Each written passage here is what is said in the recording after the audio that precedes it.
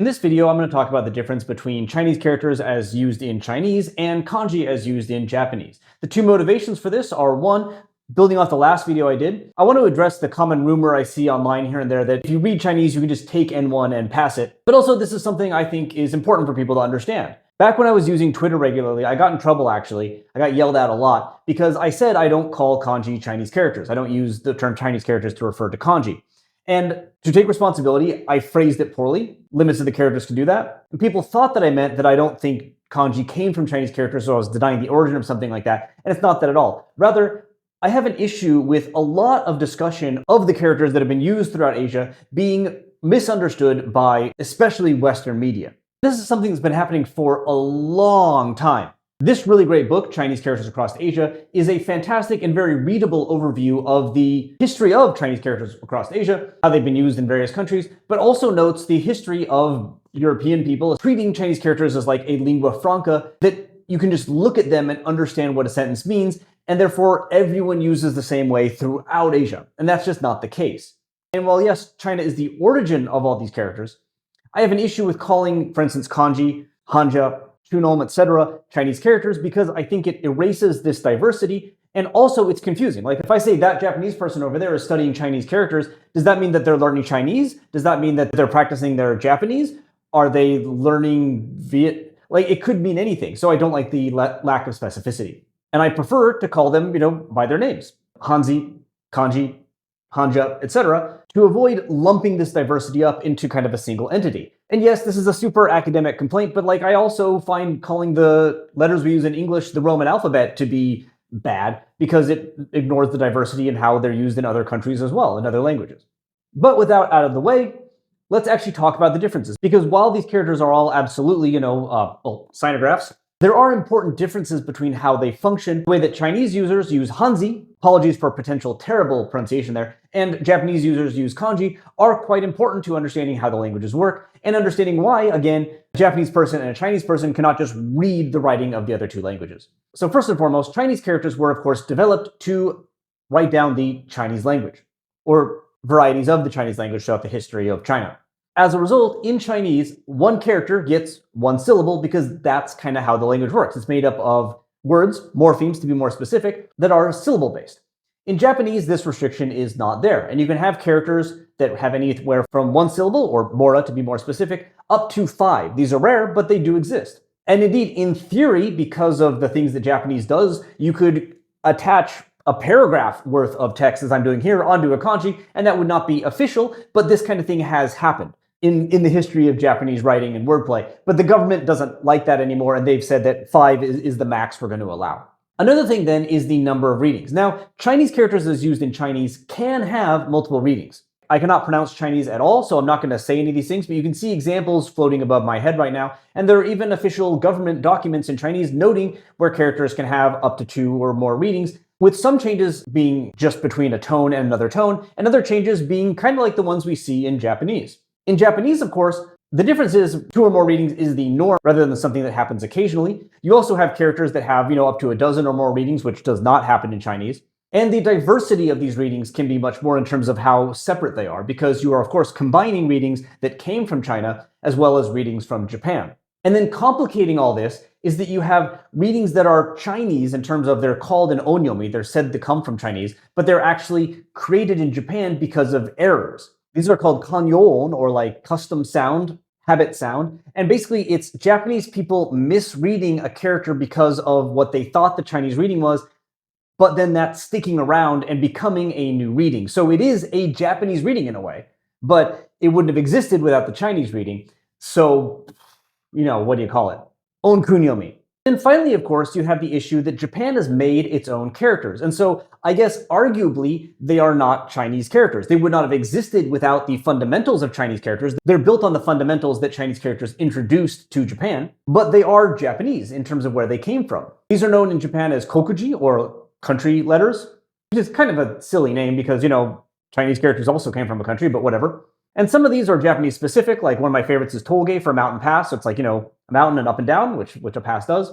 This not only borrows 3 characters that did come from China, but also was built around one of the ways that Chinese characters were made, which is, concept-based. It's the same logic as, 3 trees make a forest. But there's also ones like sen here, right, which is a gland or the meat fountain. But the sen reading there provides us not only the potential link to like a fountain, which is, what the gland does, but also the reading of sen, which, that meaning radical plus sound radical is something that is fundamental to how a lot of Chinese characters were made. But some of these have actually left Japan. They've gone over to China. Gland being one of them, and hataraku, to work, has also been adopted to some extent. Some Chinese people don't know this, but it's very important to know when talking about how characters are used throughout Asia, because it's important to remember that this kind of exchange is never one way. There could be a dominant way, and that dominant way is, of course, China to everyone else, but it's really hard to spread influence everywhere without some of that everywhere coming back home to influence you.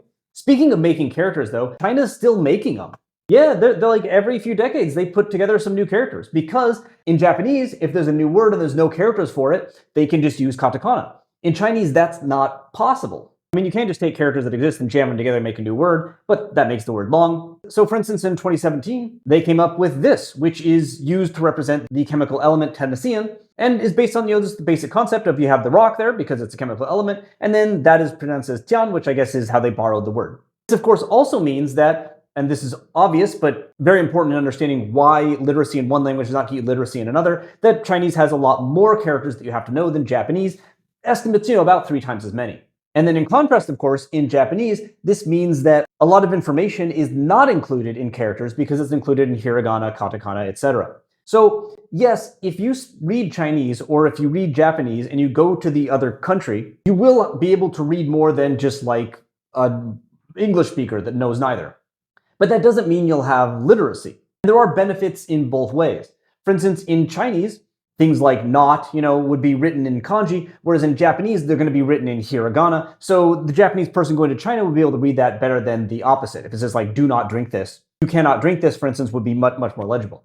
But on the other hand, while Japan has reformed some of the shapes of characters, most of the characters in Japanese are either used in Chinese or something like them is used. So the chance of a Japanese person going to China and seeing a character they've never seen before is much higher than vice versa, which can again impact literacy. Although, just because you can read the characters, just because you know the characters, doesn't mean the meaning will be the same, because different languages, different character uses. A lot of characters that are used in Japan, borrowed from China, have evolved in their meaning, and indeed some of the Chinese ones have too, so they may have started with a similar meaning and kind of changed. Daijobu in Japanese is daijobu, right? Are you okay? But in Chinese, this would just be like a big, sturdy man, which makes sense if you know the meaning of the characters. And there's other things as well. Like this is run in Japanese, but walk in Chinese. And you have things like stutter in Japanese, which apparently is the origin, are now just a variant of eat in Chinese. Perhaps most famously, tegami, a letter in Japanese, is a word, not the most common word, but a word for toilet paper in Chinese. They're both paper you use in your hand, right? So it makes perfect sense. So while there are definitely overlaps between the two, and again, certainly a tourist from China going to Japan would probably find their way around better than a tourist coming from the United States who has no background in Chinese, it is important to note these distinctions. And I think that labeling the characters by different names, the names that the people who use them call them, is useful for understanding this diversity and helping us be less ignorant about how people actually write their languages. And yes, again, I would be fine calling the English alphabet, the French alphabet, etc., and throwing the Roman alphabet out as a term because the origin of something is not what it is now. I am not an ape or a single-celled organism. I'm also not an embryo. Same logic. And as a result, I find phrases like Japanese people use Chinese characters. Well, yes, again, absolutely, without China, Japan would not have kanji and probably would not have attained literacy for hundreds, if not 1,000 plus years later, something that is actually confusing to say and could cause misunderstandings. Such as the belief that Chinese people can just pass N1, which is ignorant at best and perhaps racist against the actual effort that is put into Chinese test takers who do pass N1. Because if you really want to get good at Japanese fast, I would not wish to be born as a native Chinese speaker, I would wish to be born as a native Korean speaker, because the grammatical similarities are going to help you way more than the kanji. So there you go. And if you'd like more information, again, I cannot recommend Zev Handel's book enough. It is fantastic, it is accessible, it's not thick academic stuff, and goes into much more detail than I can here. But I do hope this video has helped you understand the difference between the two, because I think that Chinese characters, and I think that kanji are both really, really cool. But understanding why they're cool and why they're special and why they're so interesting requires us to understand how they're different and how they have evolved to match different languages. One they were developed for and one that they were not, but were kind of shoehorned into through all kinds of innovations that didn't need to happen over on the other side. Indeed, it's fun to think about what would have happened if, English had borrowed Chinese characters. There's still time. We can still do it. And then we can get the experience of having people look down on us when we pass N1 because, oh, we already knew all the characters.